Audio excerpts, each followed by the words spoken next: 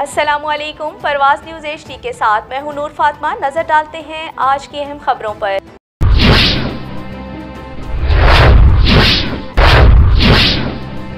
Member सूबाई assembly बेगम शमीम आफ्ताब ने कहा कि मौलाना फजलुर रहमान के ख़वातीन के हवाले से इस्तेमाल की जाने वाली नाज़ेबा ज़ुबान को हर फॉर्म पर मजम्मत की जानी चाहिए।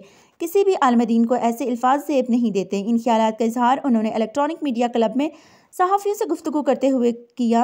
उन्होंने कहा कि पंजाब हुकूमत हर शोबे में ख़वातीन को बाइख्तियार बनाने के लिए इक़दामात कर रही है और ख़वातीन को न सिर्फ सरकारी और निजी शोबों में मुलाजमतों के बराबर के मौक़े दिए जा रहे हैं, बल्कि उन्हें कारोबार के लिए भी हर किस्म की सहूलियत दी जा रही है।